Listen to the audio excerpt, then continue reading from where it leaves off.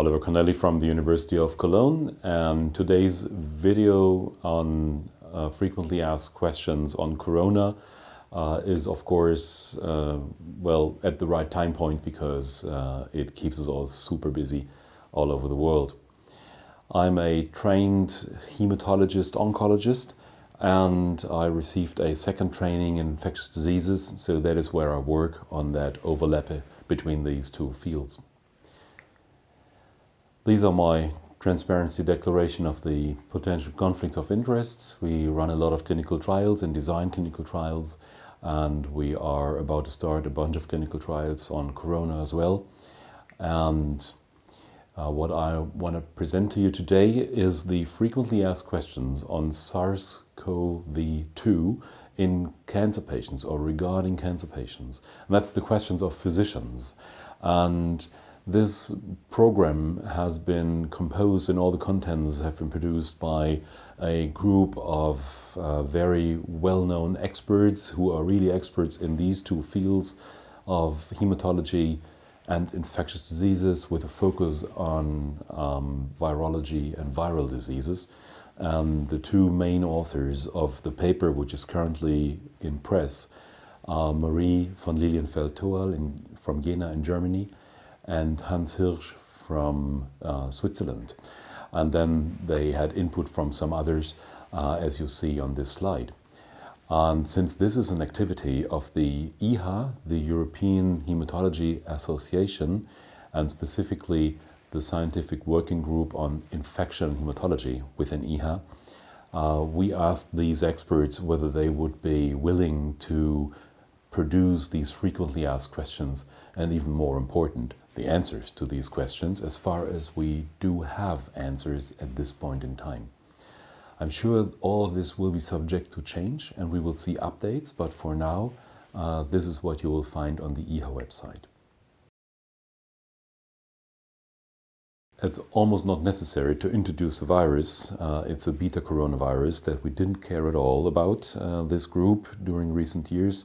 But since it's emerged in last winter from China, in China, and then spread throughout the world, it keeps us, as said, very busy, and we see all these cases of severe inflammatory coronavirus infection, the COVID-19, and usually that would present as a community-acquired viral infection and then maybe progressing to viral pneumonia, although nosocomial cases we will see, and we do see as well. There are risk factors for worse outcome, and three are really well known. That's advanced age, hypertension, and diabetes. So it's very generic, and many of our patients do fulfill one or even all three of these factors. Well, cancer patients with any kind of infection always should be assumed to have a worse prognosis, and these patients might have, on top of a viral infection, a bacterial or fungal superinfection or co-infection, several infections simultaneously ongoing. And we do not know whether coronavirus is, like we know from influenza, would precede other infections, for example aspergillosis. We simply do not know that at this point in time. So preliminary data, though, suggests that mortality in hematological patients is very high, might exceed 20%. So for our patients, it's not the single-digit mortality numbers that we see in many other statistics.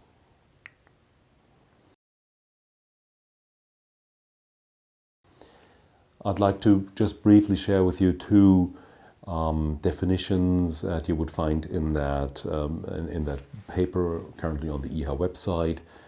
That's upper and lower respiratory tract disease. For upper, it would be diagnosed if one of the following of the list: cough, coryza, sore throat, shortness of breath, and a systemic symptom such as usually fever, or it might be malaise, or it might be myalgia. And on top of that, then a confirmed by nucleic acid testing proven presence of the SARS-CoV-2 virus. And for lower respiratory tract infection, that would be, as we all know, tracheitis or bronchitis plus dyspnea, and then or declining oxygen saturation at ambient air, And if there is imaging done, you might find bilateral ground glass infiltrates on CT. Apparently they are really typical, and we had a bunch of cases where our radiologists actually came up with the diagnosis. So it's very typical changes that the radiologist can identify, maybe even without knowing the exact patient history, and then telling the infectious disease service that they should move on and go for SARS testing. So that would be viral pneumonia, what they see in the CT, and that may progress to respiratory failure. Some specific aspects for hematologists and oncologists are that we do see a variety of challenges now due to the massive increase of patient numbers and the massively changing work environment. And we still need to ensure appropriate cancer therapy. So that is an additional complicated task on top of what everybody in a hospital is challenged with.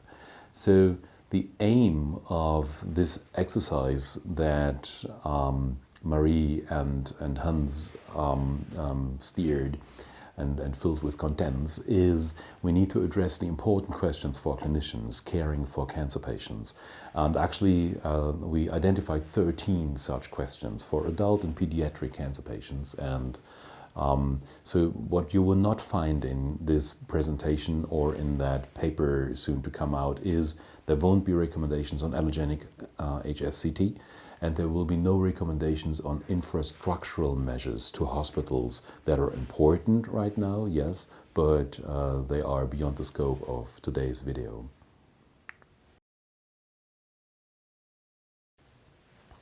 So the first questions that might frequently be asked is, what is the risk for a patient to become infected with SARS coronavirus, and what is the risk for that patient to have a severe disease course? So for now, we do not see a different rate of infection in patients with malignant disease versus others. We do know that there is severe immune suppression in our patients and that we have a higher risk of complications in the current situation. And potential risk factors for a severe course for coronavirus disease are severe immunodeficiency, lymphopenia, long and profound neutropenia, and advanced age. SARS corona associates with lymphopenia, so patients with pre-existing severe lymphopenia may have increased risk for a severe course of COVID-19.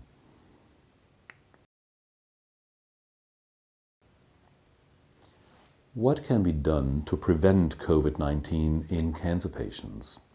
Well, there are the general contact precautions, including hand hygiene, and we would certainly raise the number of these hygienic measures that we go through. And we do know that another risk factor could be symptomatic family members, so they should stay away from cancer patients. We all should wear face masks, and I wear my face mask all day. It's just for the video. It would have been a bit awkward, and I'm alone in this room, so that's the only situation where you don't wear a face mask when you're alone.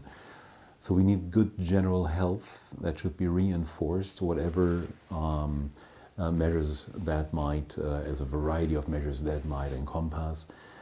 Intravenous immunoglobulins, as recommended by EMA. A strong recommendation is not to implement additional antimicrobial prophylaxis concerning the use of antibiotics and GCSF. So don't give widespread antimicrobial prophylaxis because that will not be helpful, but it will actually render these antibiotics meaningless if it comes to a true bacterial infection in such a patient or in other patients without corona. What is seen as an important measure is vaccination against seasonal flu, and it's not too late to do it right now, although flu is already around. And pneumococcal vaccination would be a reasonable thing to do. I know there is a shortage of pneumococcal vaccine in certain areas of the world, certainly so in Germany, but still, if you do have pneumococcal vaccine, give to these patients.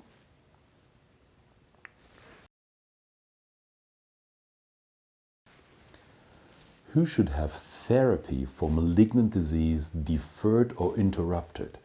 That is maybe the most frequent question, I guess. So, patients with controlled underlying disease have fewer infections, we know that.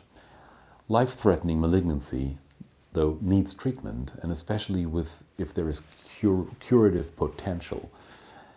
In an asymptomatic patient, one would continue treatment, and there are many continuous therapies that are not associated with increased immune suppression and can be continued to not impair control of malignancy. So with these, you are, so to say, on the safe side. There are interruptions suggested in patients with symptoms of respiratory tract infection. Therapies with associated cytopenia and toxicity should be deferred if that's at all possible, without losing control of the underlying malignancy. And drugs with hypersensitivity phenomena are, of course, not ideal to give now. So if there is a possibility of delaying them, that would be certainly a reasonable decision.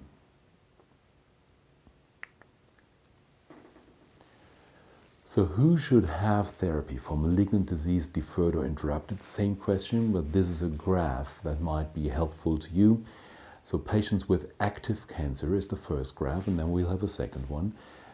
If they have symptoms with or compatible with respiratory infection, then one would go for asking for about the severity of symptoms, because it's of course a wide range possible, and one would tick the box and say, yes, there is a respiratory symptom. And if the symptoms are really only mild, then reevaluate after approximately 1 week. That is the recommendation or the answer currently to that question for that specific patient group. And of course, all this depends always on the malignancy, whether under control or not, whether that time is there or not. If there is an improvement after waiting for a week, then provide cancer therapy as clinically indicated and decided upon previously for that patient.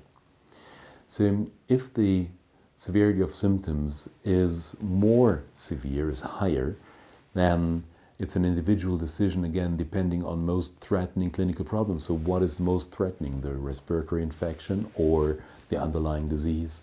And there is no easy answer to that one.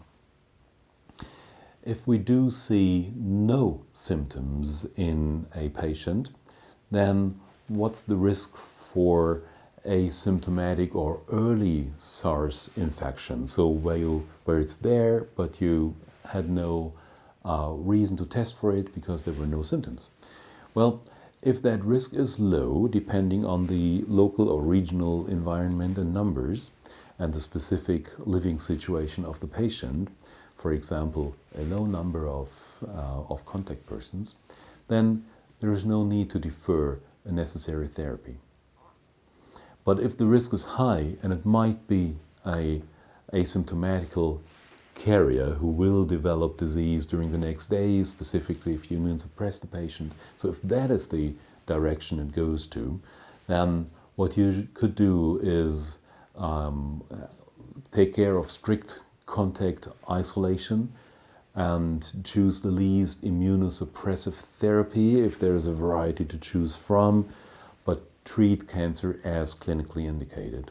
And that could go in parallel with taking a swab, of course, but even a negative swab does not rule out that coronavirus infection might become detectable in the near future.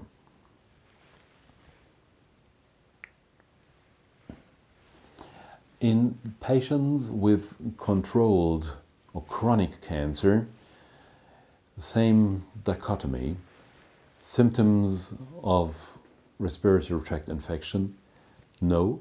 Well then, what is the risk for asymptomatical carrier, for the patient being an asymptomatic carrier of SARS coronavirus? If it's low, then no deferral of any therapy, just move on and go ahead with the best cancer therapy that you can deliver.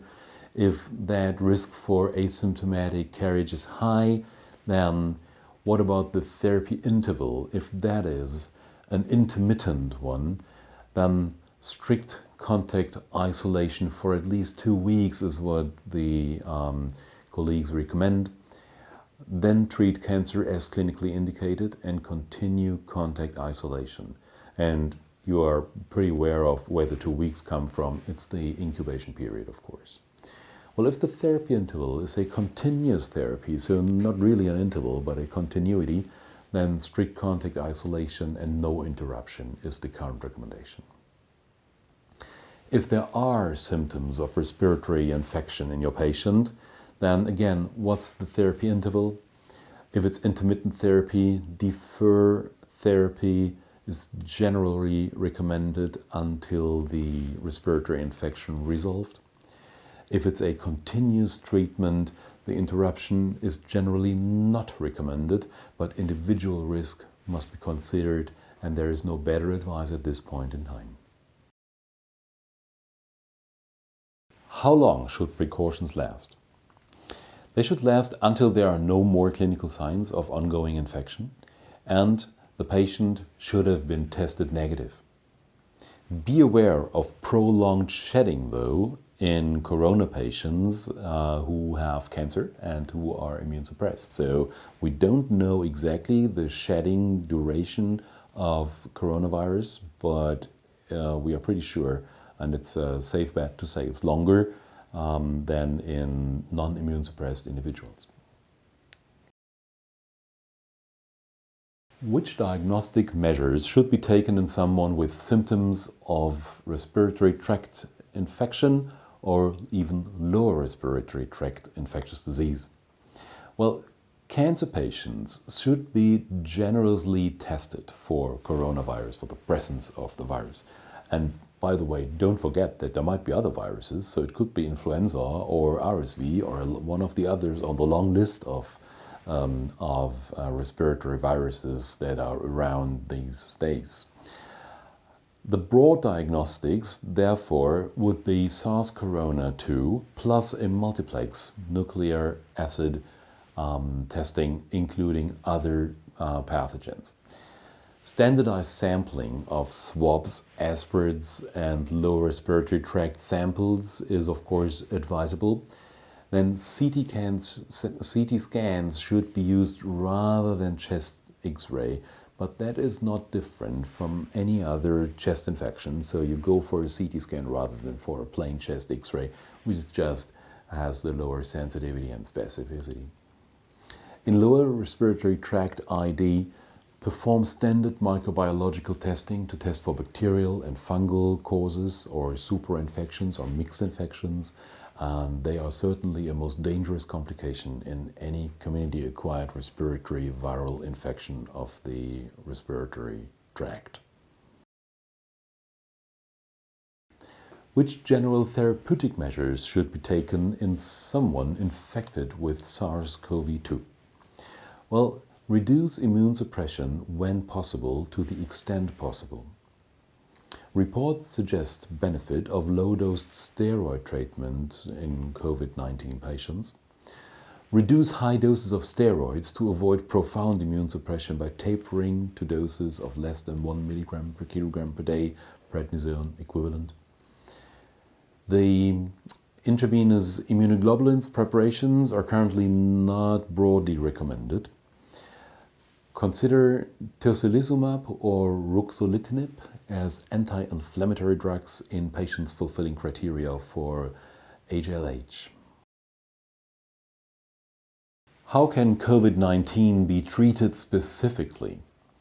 Well, unfortunately, there are no established standard treatments. Infectious disease specialists should be involved in therapeutic decisions. It's really helpful, and specifically those who are experienced with immune-suppressed patients.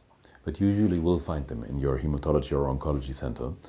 And really try to include your patients in randomized clinical trials, because we all want to learn what is the best advice, what are the best paths. Currently we do not know that for our patients, and that is why we can't answer many of these questions and only give advice. but include your patients in clinical trials, ideally in randomized clinical trials. That usually would mean versus placebo in many of the cases, because if there is no established standard, that is what you usually do and where we learn most. Experimental treatment with drugs approved for other indications. There are some that you have heard about and we all have heard about. For example, some of the HIV protease inhibitors like lopinavir and ritonavir as a combination with a ritonavir boost. So that has been given. I'm not too convinced actually, so there are at this point in time no data that strongly support this. Chloroquine or hydroxychloroquine have been said to be effective. I don't know. It seems promising, and what seems promising as well is remdesivir, a drug that is originally actually thought to be a cure for Ebola infection and now being used, and there is a number of randomized trials that have been completed, others that are going on. So try to get your patients into either an early access type of program with remdesivir, or if your site is part of a randomized trial, even better.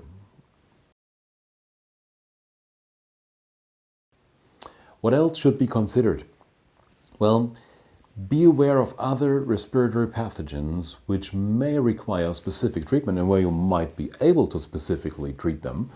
It would be a pity to not find them because just restricting your diagnostics to SARS only. Nobody will do that, I guess. So co-infection is anyway more common in cancer patients. We know that, and we expect it's the same with SARS corona plus whatever other pathogen or pathogens. Cancer patients take longer to clear the virus, so we already had that point of shedding, so keep an eye on this. And blood products actually seem not to confer a risk of infection, so that is one of the good points. So we don't need to be afraid of giving blood products where they are clinically indicated. Are there special aspects in pediatric hematology oncology? Yes, there are. So number one is the question, what are the symptoms in children? Well, the clinical manifestation is similar to adults, similar symptoms. However, presentation is usually milder than in adults, which is good. And in immune-compromised children, there are possible differences, maybe due to lymphopenia. Not sure about that. We will learn that in the nearer and future, I guess. Another question is, what is the risk for a child getting infected? Well, it seems to be less common in children. The risk appears lower, but with all caution, and that is based on a manuscript that's currently in press. Another question is, when should a child be tested and how? Well, children should only be tested when they have moderate to severe clinical conditions and are admitted to a hospital. However, in immune-compromised children, we would be a bit more generous, a bit more loose with testing. So we would test in these immunocompromised children even if there are only mild symptoms, because they might have atypical presentations and they might have worse outcome. And the diagnostic principles, though, they are the same as in adults. Should we screen all children before chemotherapy? Well, you should have a local strategy on that. And then follow that local strategy, and that strategy should have one point in there, that is, consider screening if high risk. For example, if there was a child immune suppressed in contact with a COVID-19 patient or with symptomatic family members, that would certainly be a case where one would prone to run a test. Special characteristics of pediatric infection have been found, and there is a persistence of positive rectal swabs even in asymptomatic children. So since we know that there is that fecal oral transmission rate, it might be the source for spread. And imaging results may be different. That's another paper currently in press supporting these statements. I'd like to give you a summary. And COVID-19 is expected to be a devastating infection in patients with cancer, and that is adult as well as pediatric patients. It should be managed rigorously without jeopardizing the curative chances of individual cancer patients, though. In view of the rapidly changing evidence and general situation, we attempted to provide current and clinically relevant guidance on the management of cancer patients with either carriage or diagnosed or at risk of COVID-19. Watch for updates on the websites of IHA and affiliated societies. The website of IHA is ihaweb.org, as given here on the slide. And with that, we are almost at the end, but there is one important message that I'd like to share with you. Is actually asking for your contribution. And even if you treat only a small number of patients with corona and cancer, then it still would be a very valuable contribution to LEOS. The L stands for lean, because it's not a huge burden to type in a patient, to document a patient. We want to record as many as we can confirmed SARS corona cases in a uniform fashion. That's why it's an ECRF. It's an anonymous documentation of cases, and it establishes already an evidence base for best practice in clinical management of these patients. So please, you don't need an informed consent for this because it's anonymous documentation. It has already started, and there is dozens and dozens of patients already in there. Many sites throughout Europe contributing, and other parts of the world are of course welcome to contribute too. It's open-end because we don't know when Corona will end. So as long as Corona is around, we will continue with LEOS. And Janne Vereschild and team are instrumental, and you have seen his name and others among the authors of the frequently asked questions. And you can always look up the latest statistics for fully transparent public view in www.leos.net/statistics. Have a look and please contribute your cases so that we can improve the answers to the frequently asked questions. Thank you very much for now. I hope you liked today's video and the FAQs brought to you by IHA. And if you like ID in Motion, please click on the thumb, ring the bell, subscribe to the whole thing while I go back to the hospital. And what I do there, very importantly, I wear my mask.